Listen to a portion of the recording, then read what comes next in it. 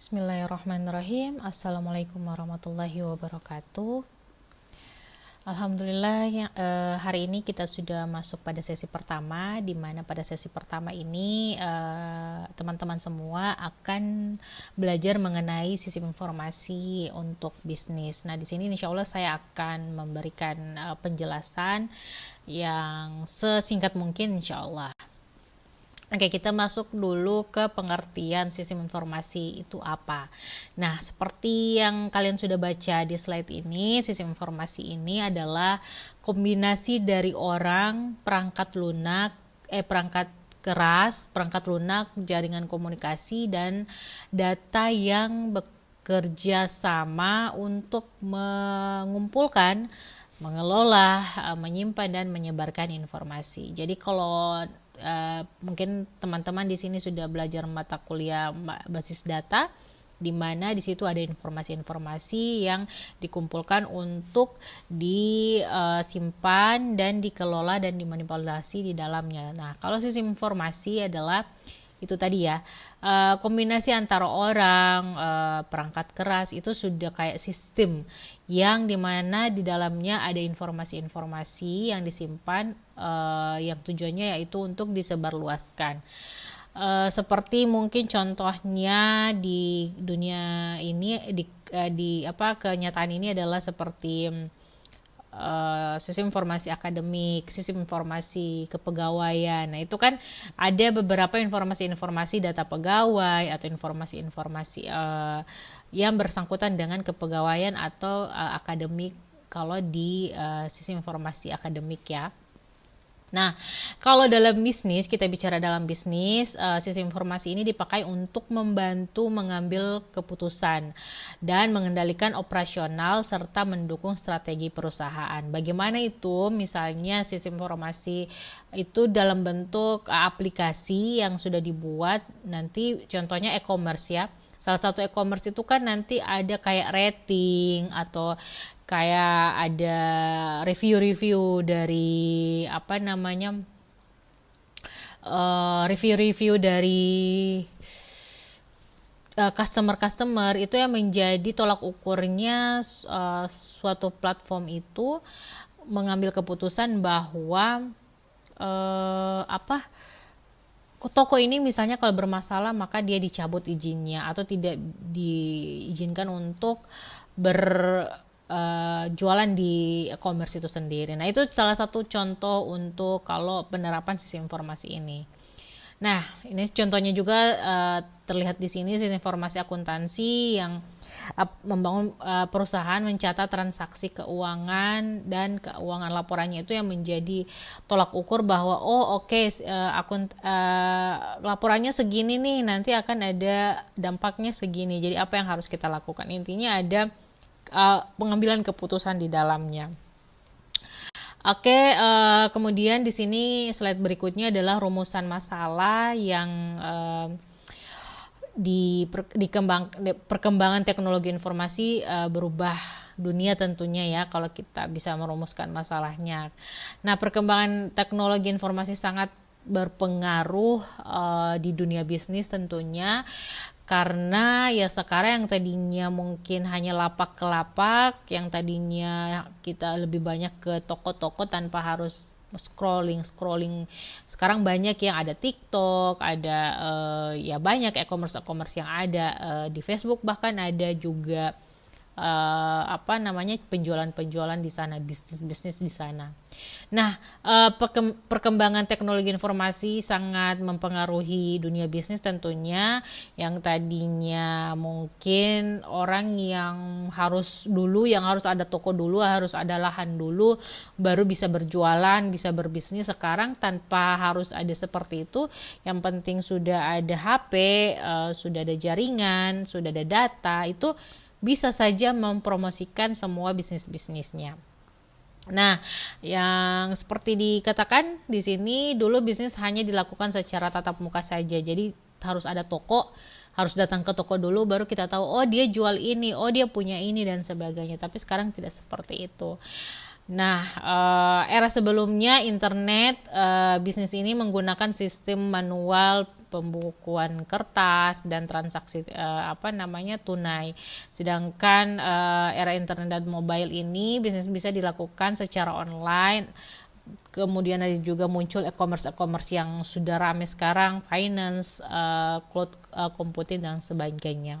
Dan ada era yang paling terbaru sekarang adalah era AI atau big data, di mana ini merupakan bisnis yang memanfaatkan kecerdasan buatan, data mining dan analitik untuk memahami pelanggan untuk meningkatkan layanan. Misalnya mungkin dari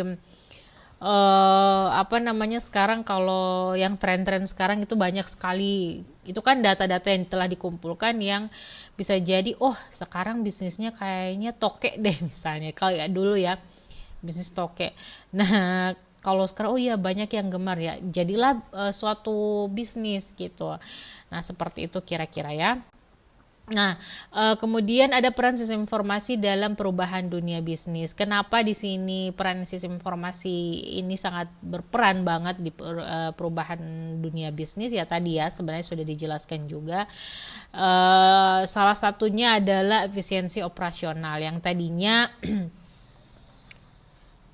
membutuhkan ruang yang besar, ada gedung, harus di maintenance juga, itu atau kan ada operasional di dalamnya.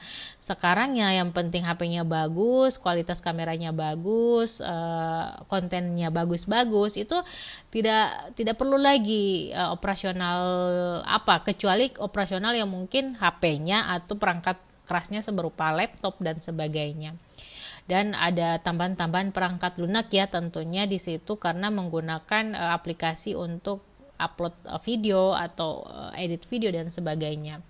Nah di sini juga dijelaskan mengurangi biaya dan waktu, misalnya sistem ERP Enterprise Resource Planning itu juga bisa terorganisir untuk diminimkan. Kemudian yang kedua mengambil keputusan tadi ya, peran bisnis ini tadi kalau memang sudah ada. Sekarang sudah banyak ya bisa mengambil informasi-informasi yang itu bisa kita ambil menjadi suatu keputusan atau menjadi langkah ke depan bagaimana nanti kita akan mengembangkan si bisnis kita. Keunggulannya itu kompetitif juga. Jadi peran sistem informasi ini bisa dikatakan menjadi kompetitif. Perusahaan yang menggunakan sistem informasi dengan baik, yang canggih, bisa saling bersaing lebih baik sebenarnya. Jadi kalau misalnya mungkin ya tergantung, kalau misalnya HP-nya cuma seperti ini, kualitasnya seperti ini, bisa jadi orang itu tidak tertarik karena ya buram-buram dikit atau seperti apa. Sedangkan kalau punya sistem informasi atau perangkat yang lebih canggih lagi, itu akan lebih mempermudah, jelas sekali gambarnya dan sebagainya, itu berpengaruh juga ya. Dan yang keempat yaitu inovasi produk dan layanan. Peran sistem informasi juga ini sangat berpengaruh pada inovasi produk dan layanan tentunya.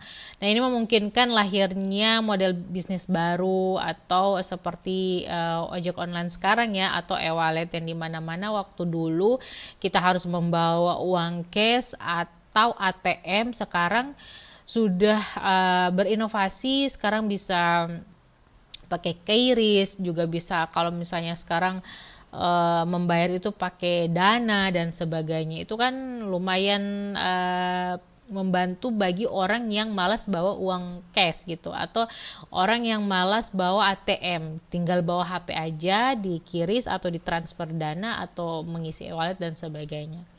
Begitupun untuk Gojek misalnya, ojol kalau misalnya kita pengen kemana gitu, suka makan sesuatu, pengen makan sesuatu tapi kayaknya mager deh jalan. Nah kita tinggal buka ojek online atau ojol. Sekarang Grab banyak ya GoFood dan sebagainya, itu kan banyak ya. Atau kalau misalnya kita lagi butuh sesuatu untuk pengantaran, saya bisa menggunakan jasa ini. Kemudian ada tren distributif fenomena distributif disrupsi. Contohnya seperti ini. Yang pertama yaitu kita jelaskan dulu ya apa itu disrupsi. Ini adalah perubahan besar akibat munculnya teknologi baru yang menggantikan cara lama. Ya, seperti tadi ya, toko yang harus ada toko, sekarang bahkan toko itu sudah pada tetap ada fisiknya, sunyi, tapi mereka melakukan inovasi dengan live seperti itu. Jadi karena yang datang sunyi, mereka tetap buka tokonya tapi live gitu, bisa live bareng, orang yang bisa lihat-lihat barangnya tanpa harus ke toko itu bisa juga. Kemudian ada contohnya yaitu transportasi. Nah, kalau transportasi sekarang ada ojek ya, yang tadinya mungkin kita harus tunggu angkut dulu. Sekarang itu tinggal di rumah dimanapun, di pelosok manapun itu bisa memesan ojek online dan itu bisa diakses.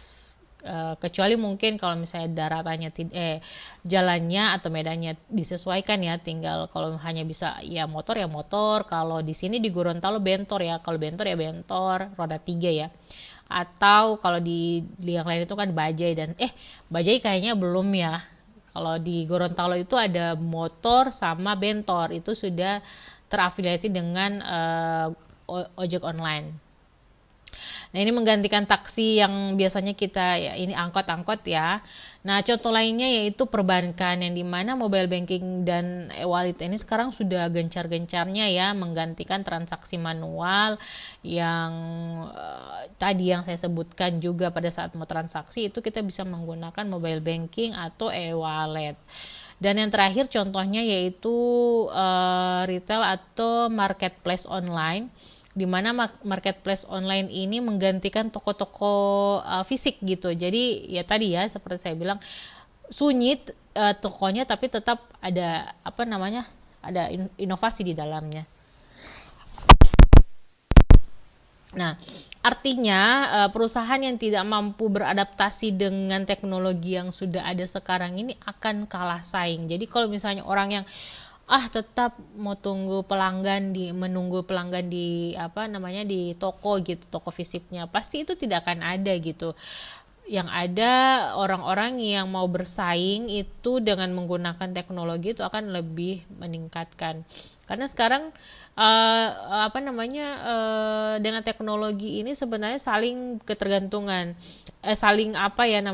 bisa dikatakan saling berhubungan gitu. Kalau misalnya toko fisiknya tidak bisa dijalankan atau sunyi, ya kita pakai HP atau ya pakai perangkat apapun itu untuk memasarkan bisnisnya kita. Sedangkan setelah itu kan nanti ada pesanan-pesanan ya, entah bisa menggunakan e-commerce atau yang namanya pesan manual, bisa menggunakan ojek online juga.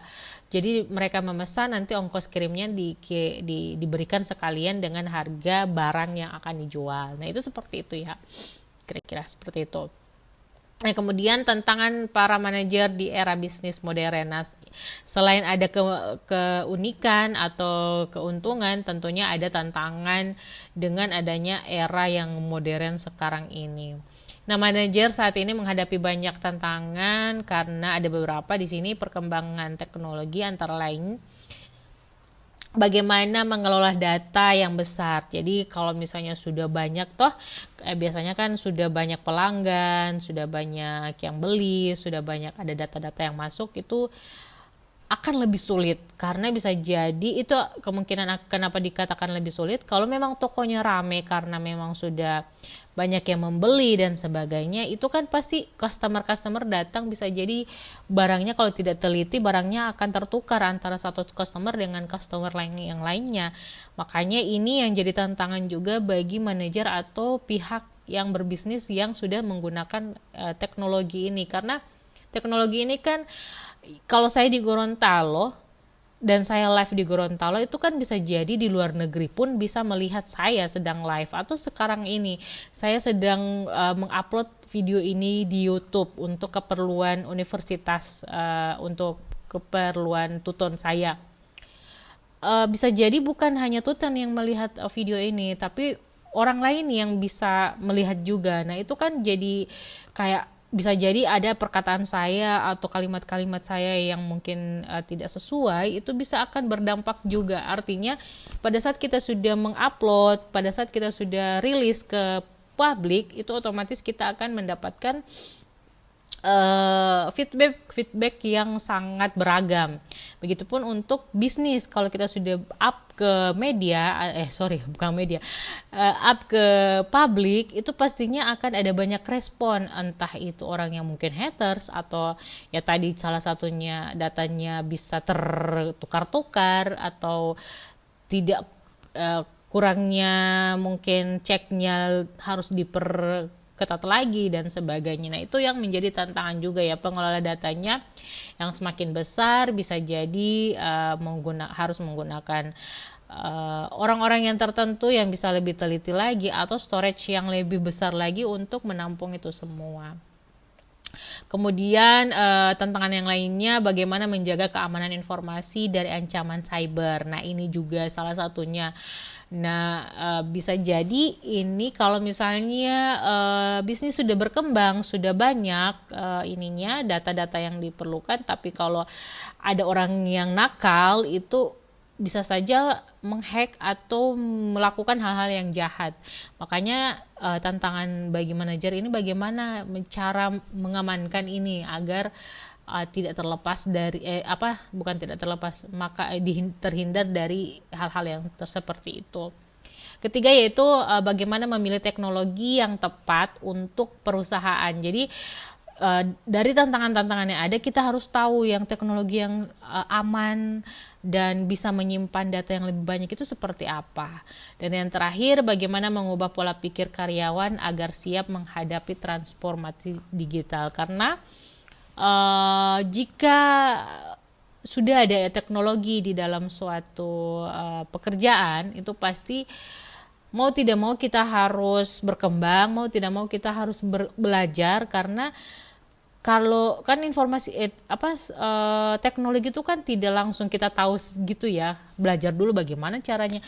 Pertama aja kalau pertama kali masuk komputer mungkin di dunia kita gitu, ini bagaimana caranya menyalakan, bagaimana cara mengetik, bagaimana cara, ya kan seperti itu. Nah, kalau karyawan tidak mau belajar, otomatis itu jadi tantangan bagi si manajer itu sendiri. Apakah padahal mungkin karyawan ini dedikasinya tinggi, tapi dia tidak mau menghadapi transformasi digital ini. Nah, jadi kan tantangan juga bagaimana caranya agar dia tetap bekerja tapi menggunakan teknologi yang sudah berkembang sekarang.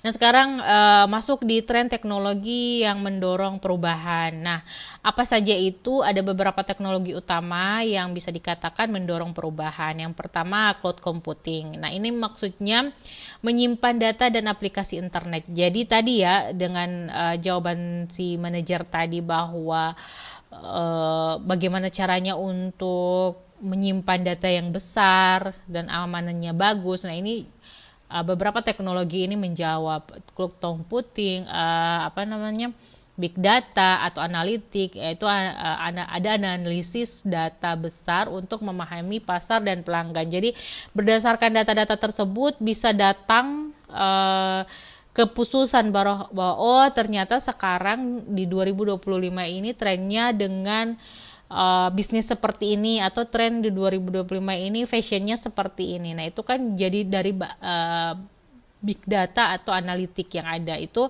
salah satu tren teknologi yang mendorong perubahan ya.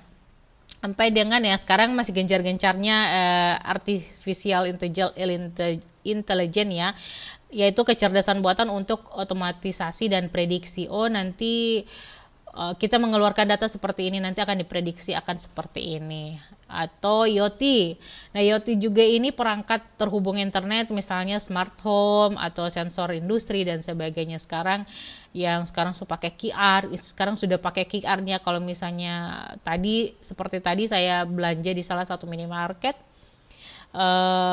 ATM saya itu nggak bisa dan ujung-ujungnya dia meminta pakai QR. Nah itu kan salah satu ini ya, dia bisa men-scan bahwa oh iya ini dengan saya membuat QR itu atau akan otomatis terbaca bahwa saya sudah membayar. Nah seperti itu kan salah satu perangkat-perangkat yang terhubung dengan internet yang bisa kita kelola, kita bisa gunakan untuk industri kita atau bisnis kita. Nah, kemudian ada mobile teknologi, di mana mobile teknologi ini ada bisa mengakses bisnis melalui smartphone ya tadi ya. Sekarang siapa sih yang tidak punya HP? Ada yang mungkin ya dari sekian persen orang pasti ada beberapa persen gitu. Tapi ya rata-rata memang sudah menggunakan smartphone. Nah, atau yang terakhir ini blockchain atau keamanan transaksi digital, misalnya kripto dan sebagainya. Nah, ini ada pendekatan teknis. Selain tadi, ada pendekatan teknis juga dalam sistem informasi. Ada dua. Nah, pendekatan ini sebenarnya berfokus pada teknologi dan cara kerja sistem. Yang pertama yaitu mempelajari hardware, software, database, jaringan, dan komputer. Sedangkan yang kedua, pendekatan yang lain yaitu fokus pada efisiensi, kecepatan, dan kemampuan teknis sistem informasi. Jadi dua pendekatan ini yang harusnya kita tahu untuk mengembangkan sistem informasi di dunia bisnis. Nah, disiplin ilmu yang mempengaruhi sistem informasi manajemen itu ada beberapa. Nah, sistem informasi manajemen tidak berdiri sendiri tentunya ya, tapi dipengaruhi dari berbagai bidang ilmu seperti ilmu komputer. Tentunya ilmu komputer ini pengembangan perangkat lunaknya ya, dan perangkat database tadi kalau kita hubungkan dengan basis data. Sedangkan kalau manajemen itu lebih pengambilan keputusan. Ada bagian lagi yang manajemen untuk mengelola organisasi-organisasi di dalamnya, untuk mengambil keputusan, itu masuk di manajemen. Sedangkan disiplin ilmu yang lainnya yaitu ekonomi. Nah, ekonomi ini bisa dikatakan efisiensi untuk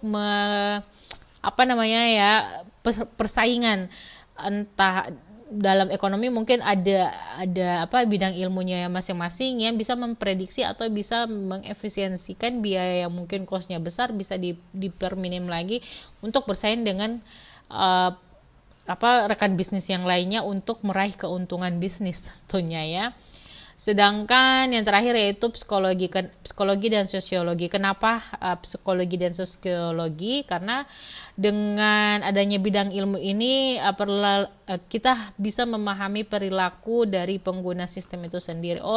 Bisa membaca ternyata pengguna ini orangnya begini begitu. Jadi ini adalah disiplin-disiplin ilmu yang bisa mempengaruhi juga sistem informasi manajemen. Nah, ini pendekatan berbisnis perilaku ini ada juga bisa dijelaskan di sini. Pendekatan ini melihat sistem informasi di sudut pandang manusia ya. Artinya bagaimana pengguna berinteraksi dengan sistem. Jadi dia melihat perilaku-perilaku dari manusia ini seperti apa, bagaimana dia menggunakan dan berinteraksi dengan sistem. Kemudian bagaimana organisasi menerima perubahan teknologi itu. Dan pada pendekatan berbasis perilaku ini fokus pada aspek komunikasi budaya organisasi dan motivasi karyawan. Jadi lebih ke manusianya gitu.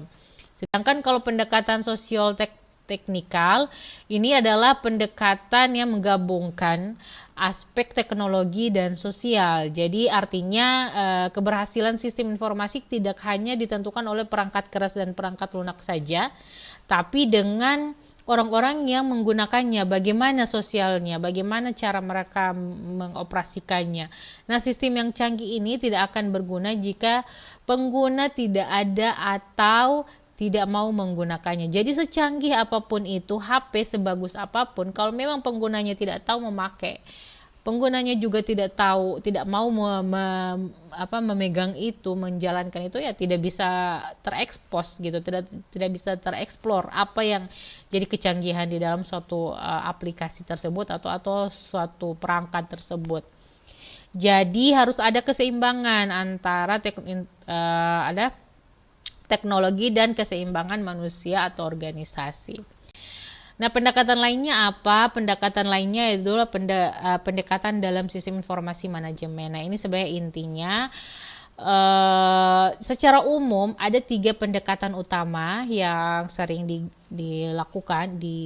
Yang pertama pendekatan teknis, di mana pendekatan teknis ini berfokus pada teknologi tentunya, karena kalau bicara teknis ya memang teknologi, entah itu perangkat lunaknya, perangkat kerasnya, atau softwarenya dan sebagainya. Sedangkan pendekatan yang kedua yaitu pendekatan perilaku yang berfokus pada manusia.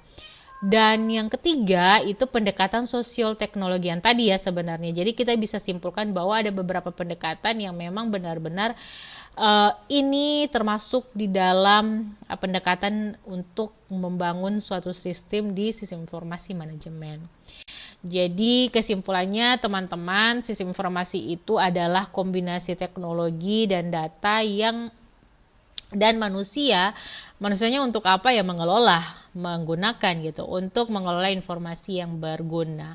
Sedangkan pengembangan teknologi informasi telah mengubah dunia bisnis secara drastis, yang seperti yang sudah saya jelaskan di awal, yang tadinya toko yang sering rame setiap puasa atau mau lebaran atau natalan atau hari-hari raya besar lainnya, itu selalu ada mungkin rame. Sekarang tinggal duduk diam di rumah, scroll HP dapat gitu. Nah, perkembangan teknologi ini yang tadi ya merubah bisnis yang secara drastis, harus orang punya toko. Sekarang biar tidak punya toko, tidak punya lahan, yang penting punya HP yang mumpuni, itu bisa jalan bisnisnya. Bahkan muncul juga fenomena disrupsi tadi ya. Nah, peran informasi dalam bisnis ini sangatlah vital. Kenapa? Karena dia mendukung efisiensi keputusan, kemudian mendukung kompetisi dan inovasi. Jadi efisiensi ini ada baiknya dan buruknya ya. Efisiensi ini bisa jadi ada pengurangan karyawan atau efisiensinya dalam bentuk budget. Nah, untuk itu yang lainnya itu untuk memahami sistem informasi, kalian harus bisa menggunakan pendekatan teknis, perilaku, dan sosiotekno. Jadi 3 ya harus diingat. Dalam mendekatkan sistem informasi manajemen itu kita harus tahu dan harus mengetahui dan harus paham bagaimana pendekatan teknis, pendekatan perilaku, dan sosioteknikal. Nah, seperti yang kalian baca juga di daerah modern ini, manajer sangat-sangat ditantang untuk menguasai tren teknologi dan pengelolaan perubahan agar bisnis tetap relevan. Jadi seperti itu ya, semakin besar, semakin canggih, semakin berkembangnya teknologi, kita dipaksa untuk bisa menyesuaikan. Begitupun untuk si manajer sebagai manajer sistem informasi. Nah, itu saja dari saya. Semoga yang menonton video ini mendapatkan suatu insight, dan kalaupun tidak mengerti untuk mahasiswa UT, silakan untuk bisa chatting saya melalui e-learning. Terima kasih, jangan lupa diskusinya dan absensinya. Wassalamualaikum warahmatullahi wabarakatuh.